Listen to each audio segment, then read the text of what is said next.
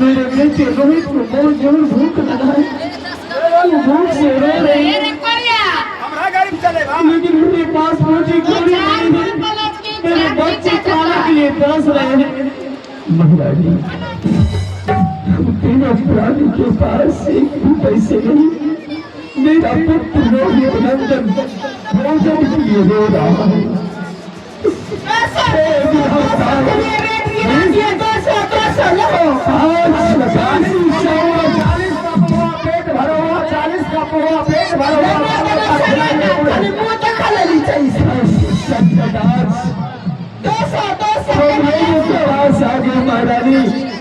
महारानी, जाओ उन भाई से, उन बाबू माता से अपने पुत्र के लिए भोजन मांग लो, शायद वो ठीक है।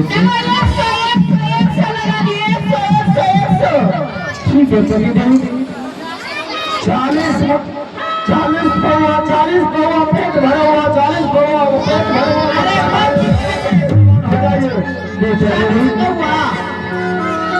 जी का रुको, मैं बहन के पास जाऊंगी मांगने के लिए, तुम्हें अवश्य भोजन कराऊंगी। माँ और भूखी रह गई तो चल सकती है, लेकिन मेरे लाते हुए तुझे भूखा नहीं रहने दूंगी।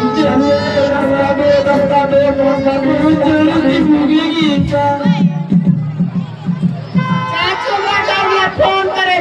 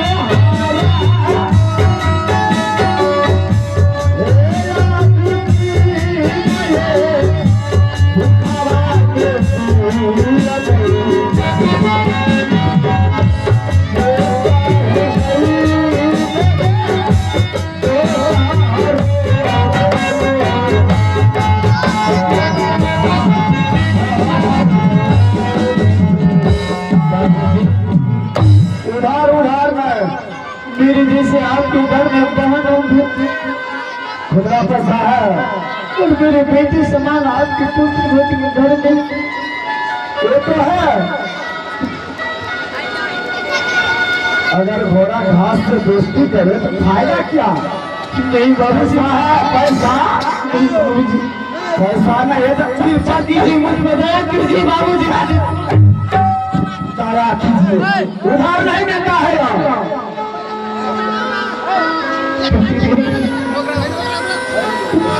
मैं इस मायापुर बाजार में गई, मुझे धक्के मुक्के मार करके भगा दिए बाजार वाले ने। महाराज पैसे की भोजन नहीं दे रहे, बिना पैसे के मुझे कुछ नहीं दे रहे। महाराज एक काम करते हैं, देखो नारी की दर्द नारी समझती है।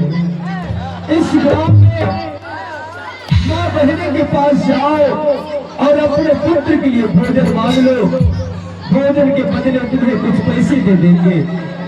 महारानी उसके बाद भोजन खरीद के अपने बच्चों को दे देना। गंगा जैसी पवित्र नारी है जिनके पास मेरा पुत्र जैसे, मेरे पुत्र रोहित की तरह जिन माँ बहनी के पास पुत्र होंगे वो तुम्हें अवश्य दान देंगे। जाओ आंचल फैलाओ, तो जाओ माँ बहने के पास आंचल फैलाओ, जो तुम्हारे दुख और दर्द को समझेंगे। उसके बाद पैसे दे देना, उनके बदले भोजन दे देना। महाराज ठीक है, ये मायापुर बाजार है, यहाँ उधार नहीं मिलता है, भीख नहीं मांगा जाता है। दुकान जाओ मांगो उधर।